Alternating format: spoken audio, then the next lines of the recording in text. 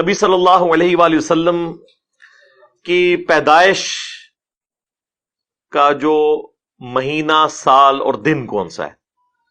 دیکھیں، عیسوی اعتبار سے جو اس وقت چل رہا ہے، جسے اے ڈی بھی ہم کہتے ہیں، اینو ڈومینی، ایئر آف دا لارڈ، یعنی حضرت عیسیٰ علیہ السلام کی پیدائش کا سال،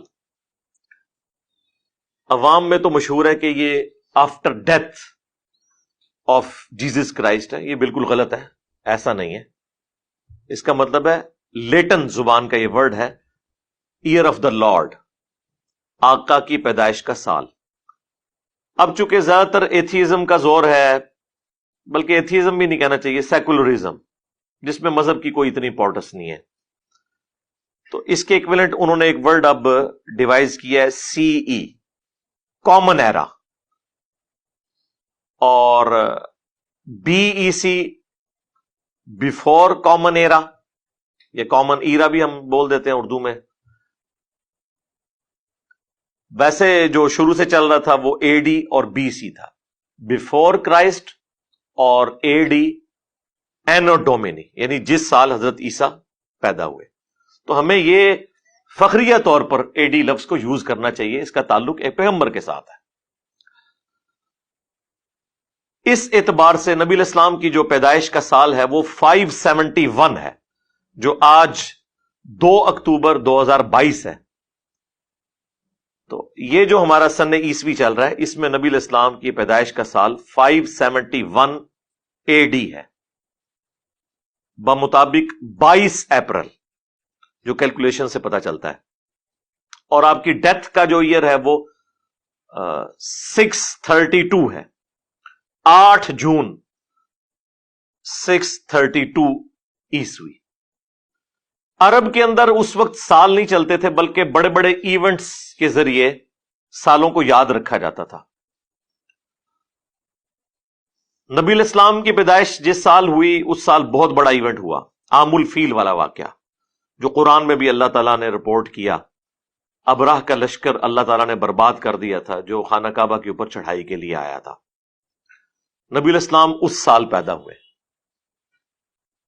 تو عرب کے لوگ کسی کی پیدائش کو یاد رکھنے کے لیے کوئی بڑا ایونٹ یاد رکھتے تھے، اور پھر وہ کہتے تھے کہ فلاں شخص اس سال پیدا ہوا، یا اس سے اتنے سال پہلے پیدا ہوا، یا اس سے اتنے سال بعد پیدا ہوا۔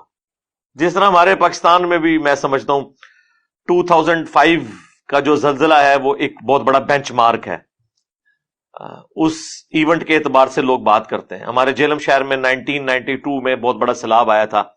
اب کئی ایسے بچے ہیں جن کی مائیں جب ان کا تعارف کرواتی ہیں نا، تو کہتی ہیں سیلاب والے سال پیدا ہوا ایسی۔ ظاہر ہے وہ بہت بڑا ایونٹ تھا جہلم کے لیے۔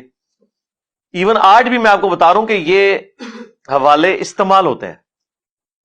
تو جامعہ ترمذی کے اندر حدیث موجود ہے، دلائل النبوہ کے اندر موجود ہے، کہ نبی علیہ السلام عام الفیل والے سال، جس سال ابراہ کے لشکر کو، ہاتھیوں والے لشکر کو اللہ تعالیٰ نے معجزانہ طور پر تباہ و برباد کیا، اور بیسیکلی یہ اللہ تعالیٰ نے اس سال کو یادگار بنائے اس لیے تھا کہ اس سال نبی علیہ السلام کی پیدائش ہونی تھی۔ ایک بہت بڑا واقعہ تھا، انسانی ہسٹری کا سب سے بڑا واقعہ رسول اللہ کا دنیا میں تشریف لانا ہے صلی اللہ علیہ وآلہ وسلم۔ تو آپ صلی اللہ علیہ وآلہ وسلم اس سال پیدا ہوئے۔ اب آپ کی پیدائش کا جو دن ہے، اس کے اوپر تو کنسنسس ہے کہ وہ منڈے کا دن ہے۔ وہ صحیح مسلم کے اندر حدیث موجود ہے، نبی علیہ السلام منڈے کا روزہ رکھتے تھے۔ پوچھا گیا آپ روزہ کیوں رکھتے ہیں؟ صحیح مسلم میں 2750 نمبر حدیث ہے، کنٹینیوس نمبرنگ میں۔ تو آپ علیہ السلام نے فرمایا، فیہ ولدت وفیہ انزل علیہ، اس دن میں پیدا ہوا اور اس دن مجھ پر پہلی وحی نازل ہوئی۔ تو نبی علیہ السلام اپنی پیدائش کی خوشی اور قرآن کے نزول کی خوشی اکٹھی مناتے تھے، ہر سال نہیں، ہر مہینے نہیں، ہر ویک میں منڈے والے دن پیر کا روزہ رکھ کر۔ اچھا، اب تاریخ کیا تھی؟ اس کے حوالے سے ہمارے پاس جو سب سے یعنی قریبی کوئی اگر مواد ملتا ہے تو وہ دلائل النبوہ، امام بیہقی کی کتاب میں محمد بن اسحاق تابعی کا قول ہے جو انس ابن مالک کے شاگرد ہیں، 150 ہجری میں فوت ہوئے،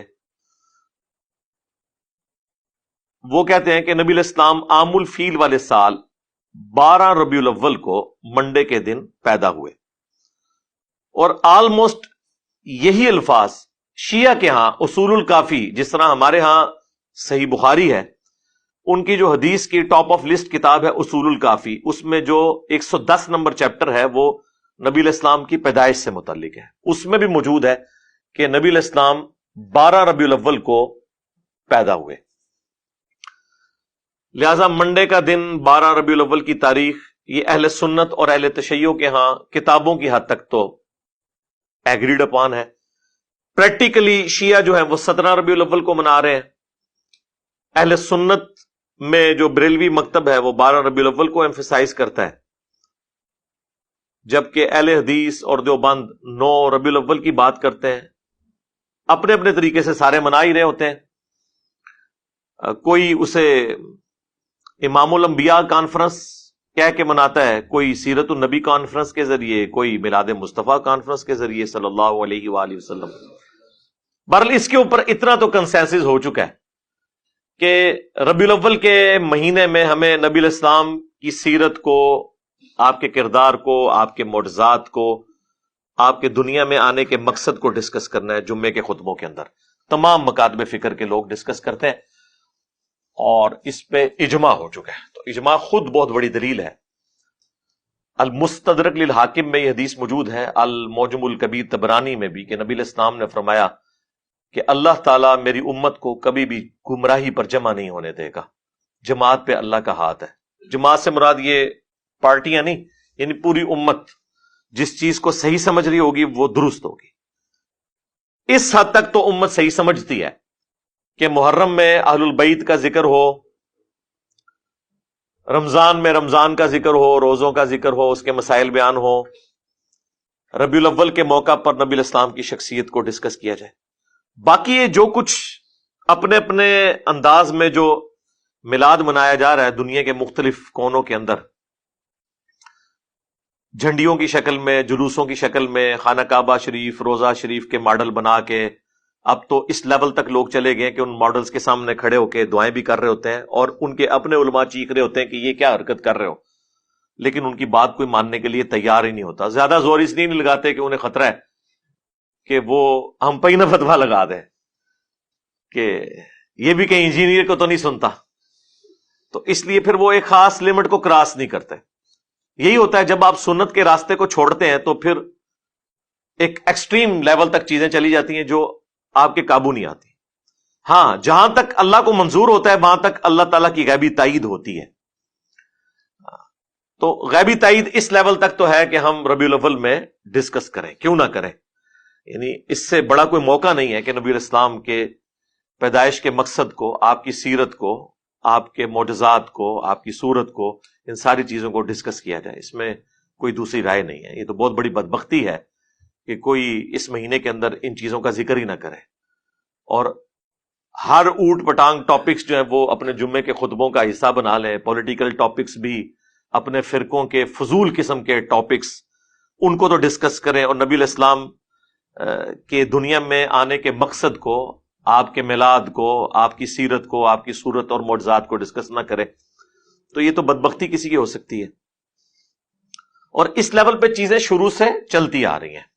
ہمیں اختلاف ان چیزوں کے اوپر ہے جو یہ بعد میں چیزیں مطلب اس لیول پہ ایڈ ہوئی ہیں کہ آج وہ قابو نہیں آ رہی کسی کی، اس کے اوپر ہم بات کرتے ہیں وقتاً فوقتاً، اور احسن طریقے سے اپنا پوائنٹ آف ویو لوگوں کے سامنے رکھتے ہیں۔ اچھا، اب آپ کو حیران کن بات بتاؤں، فتاوی رضویہ کے اندر اعلیٰ حضرت نے نبی علیہ السلام کی پیدائش کی تاریخ 8 ربیع الاول لکھی ہے۔ ہاں، اور غنیت الطالبین میں شیخ عبد القادر جیلانی نے 10 محرم الحرام لکھی ہے، اور اسی کو راجع قرار دیا ہے۔ پیدائش کا مہینہ بھی فارغ ہو گیا اور تاریخ بھی فارغ ہو گئی محرم میں۔